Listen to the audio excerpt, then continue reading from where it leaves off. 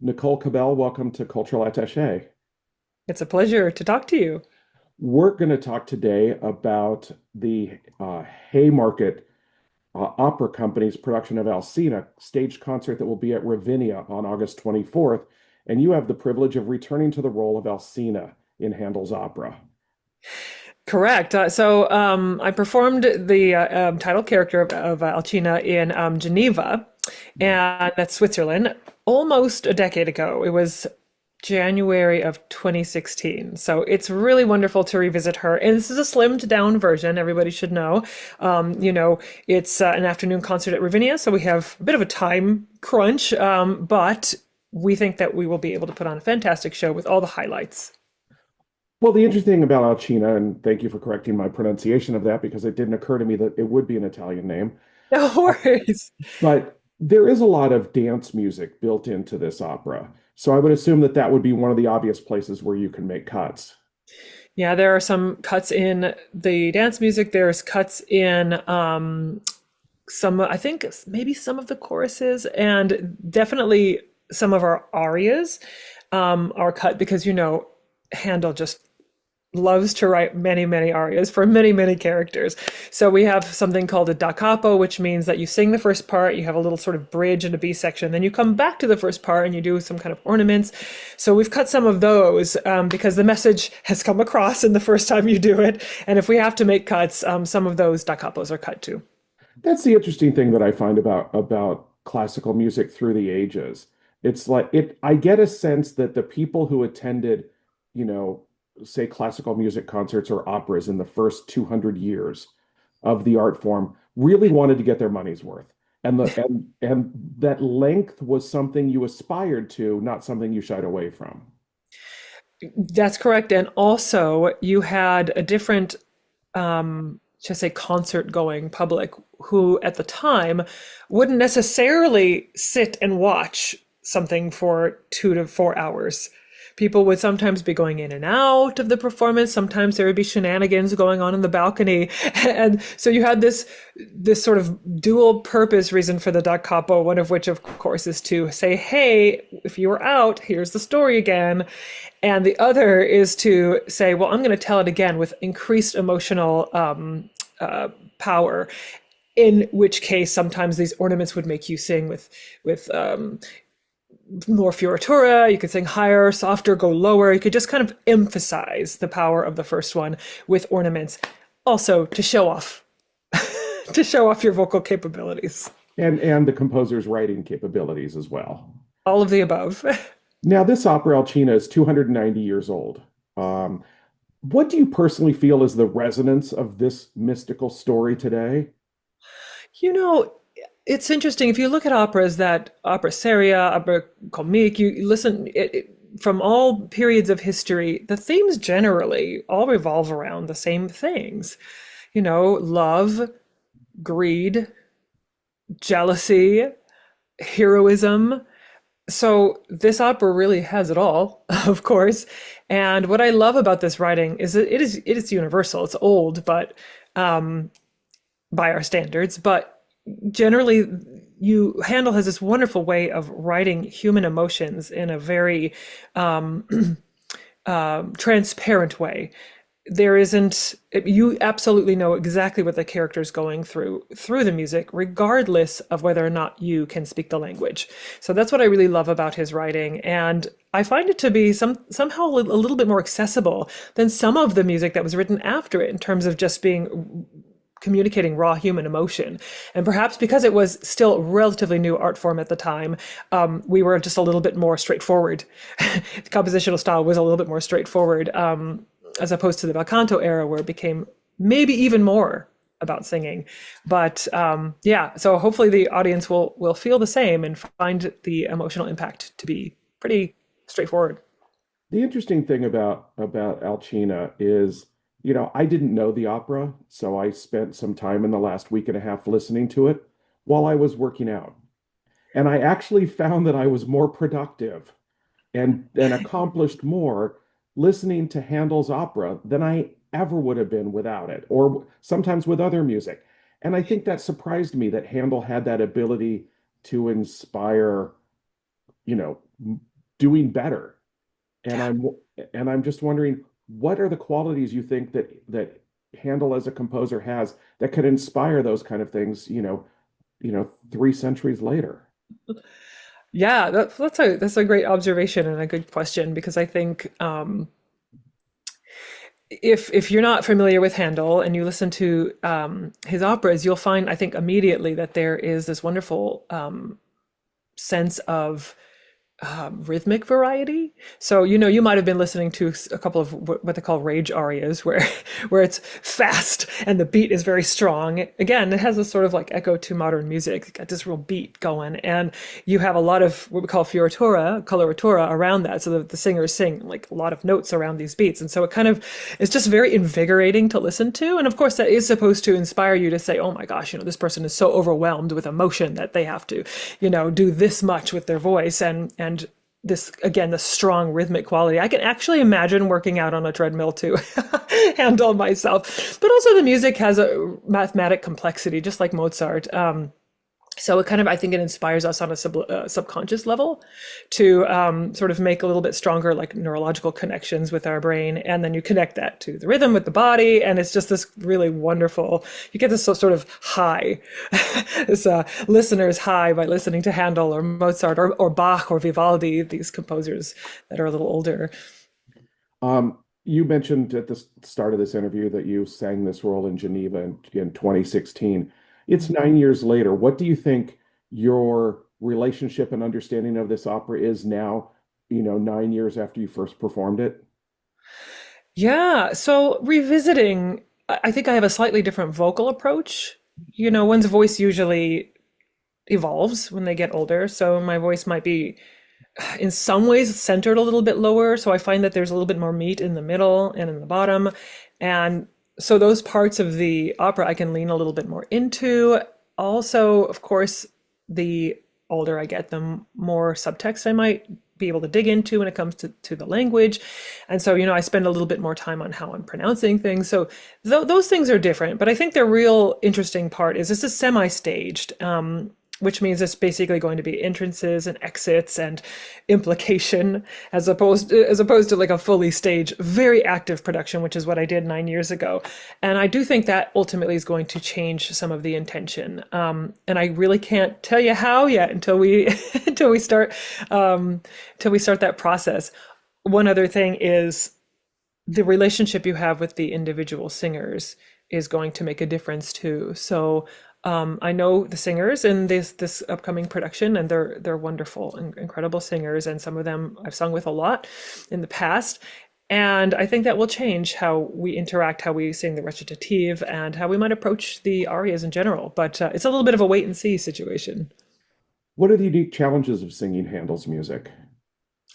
Definitely coloratura. I have a lot of students and voice students that I teach, and I always say, "Well, you would love to sing. Your voice would be great in this role, in this Handel opera." And about half of them, that's the best news they've ever heard, and the other half they just go, "But my voice can't move." And I say, "Look, you have more flexibility with the tempo than you think, but."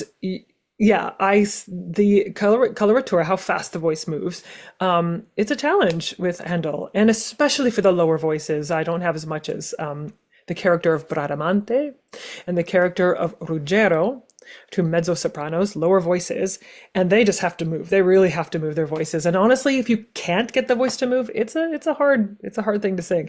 Also, when you're singing the da capo, when you're returning to the A section, and you have to interpolate ornaments, that's a bit of a challenge too, because you have to work with somebody, including your own instincts, to come up with variations on the theme that's not written in the score. So that's its whole other thing, and one can teach an entire university course on that.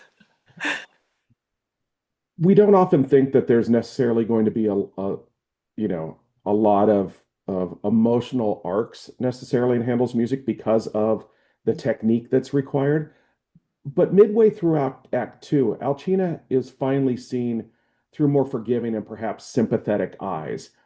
What do you have to do to gradually reveal that side of her over the course of this story of, frankly, a sorceress who has control over everything? So Alcina is a very complex character.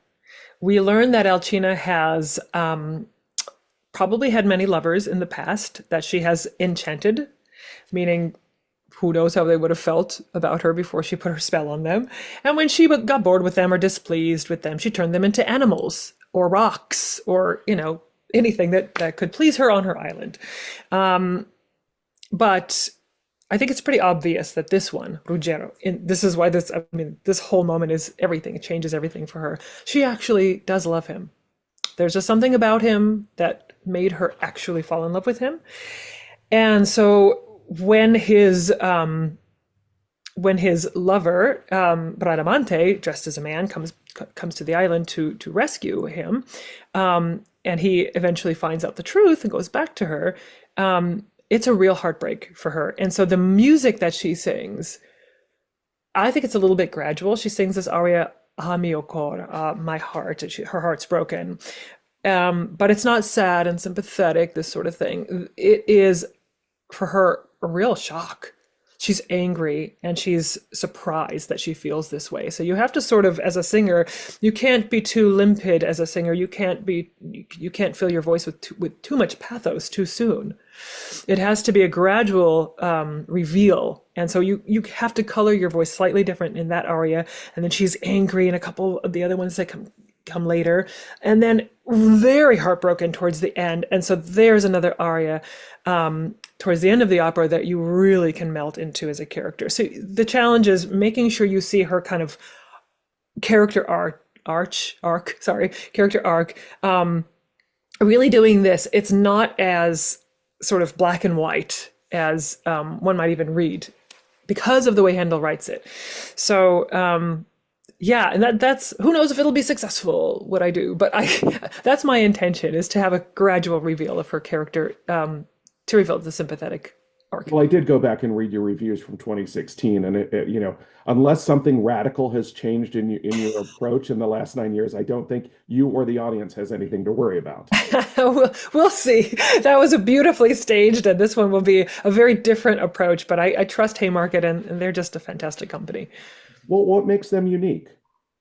Well, they I think have a very genuine directive when it comes to what they're doing. They really want to present music, Baroque and early music, in its original form, and they're very true to that. So even this last one I did with them, Le Mans Anonyme, 2 years ago, I think, or maybe it was three. I forget. It's been several years. But it was about finding this authentic sets and costumes as they could, and approaching the music with original instrumentation and in the right pitch hertz. I think we're at 415 for this production, so that lowers the pitch to Baroque pitch. And besides all those things, they're just a great group of people, wonderful colleagues that really want to work with the singer to make sure the singer is able to present their best performance. So that combination is just really wonderful. You've been doing this for as long as I have. You just come to really appreciate that, and a real collaborative experience like the one they create.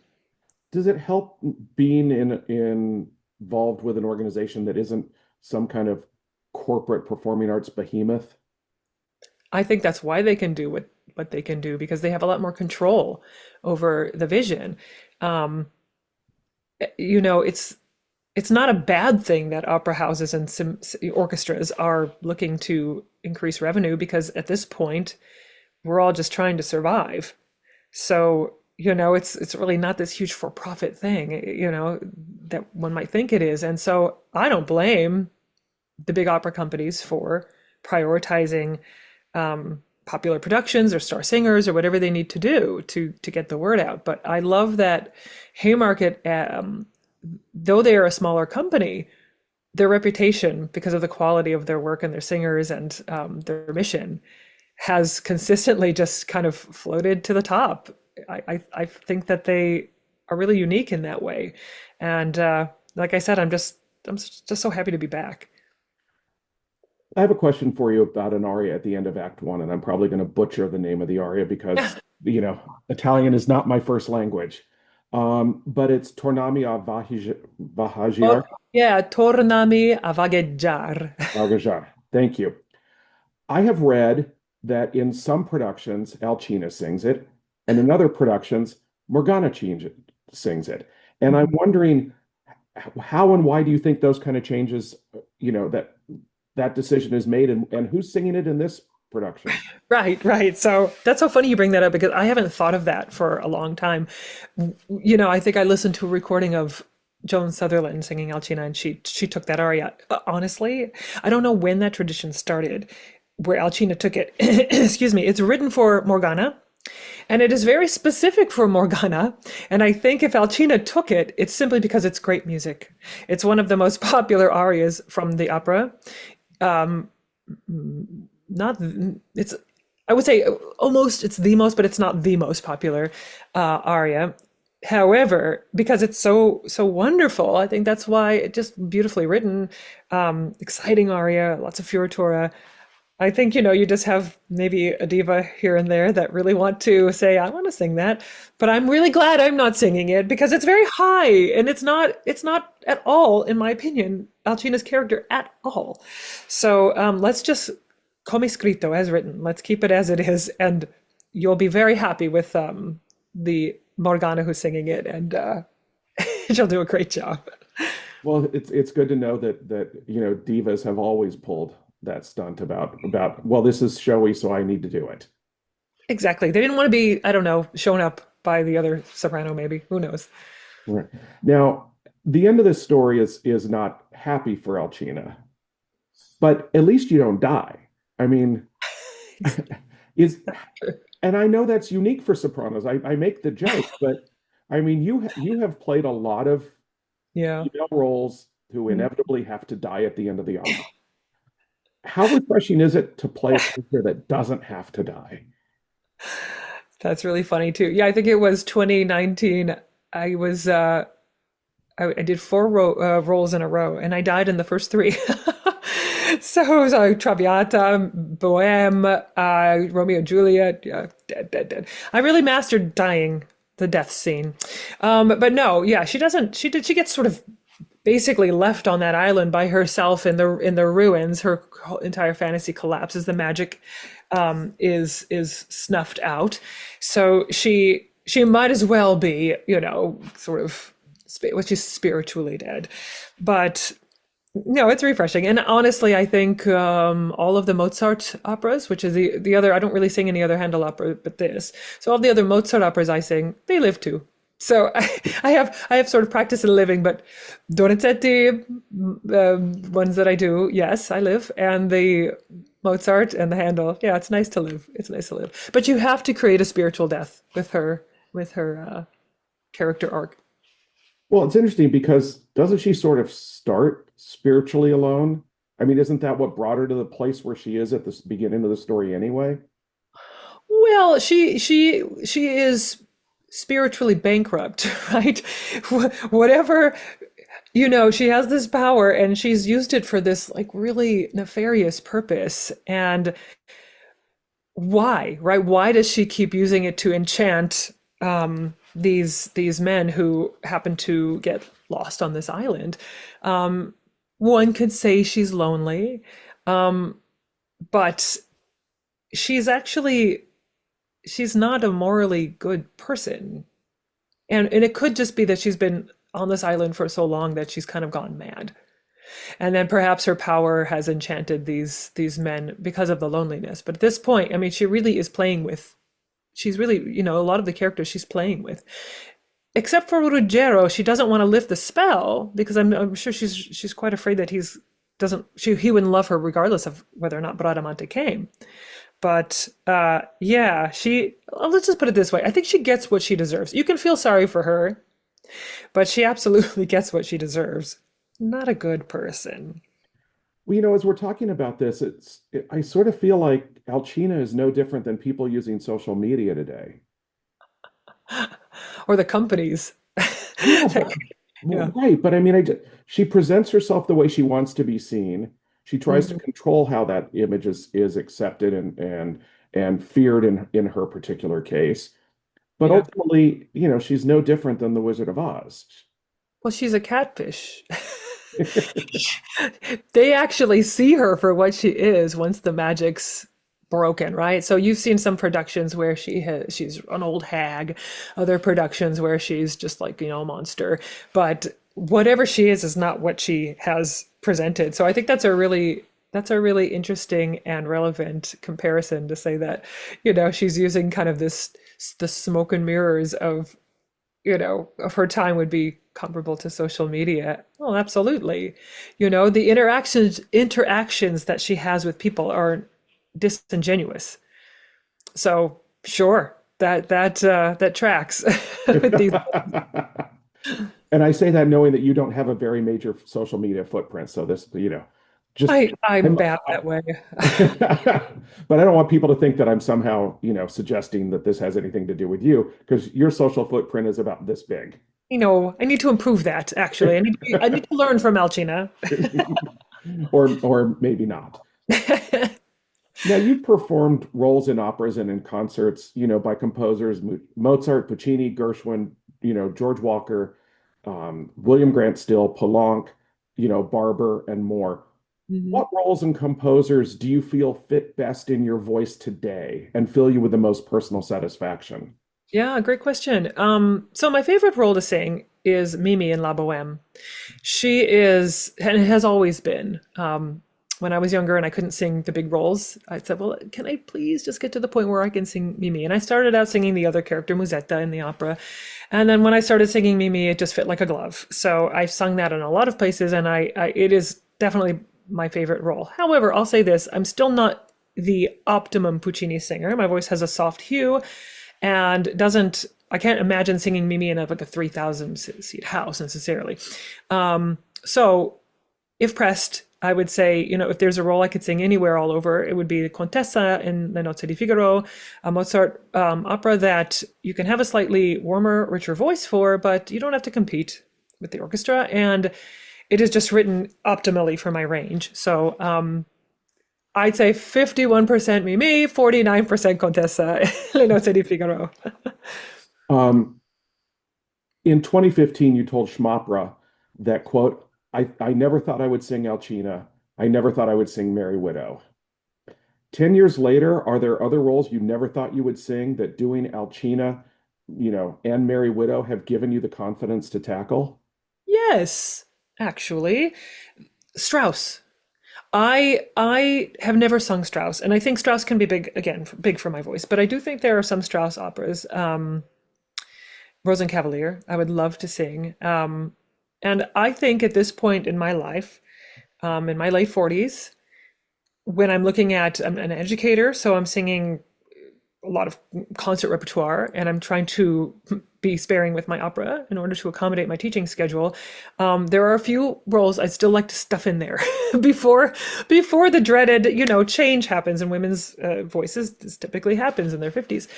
So I would like to get in some Strauss before that happens at the twilight hours here, and just see what that feels like. And I do have the confidence to move forward with that. I'm actually sure there's others. I'm actually singing my first Cendrillon this year, which is hilarious because I am again in my late 40s, but this is North Carolina Opera. I love that they can trust me with this to try to give that youthful color to this role. And it's a lower fit in the voice. It's a lower role. So that's a new one that I thought, okay, yeah, sure, I will try. But yeah, you have less to you have less fear when you get older because you're at that point in your life where, okay, I don't have to carry this role for the next 20 years. If it doesn't work, it doesn't work. But doesn't getting older not only come with less fear, but also greater acceptance of what reality is at this point?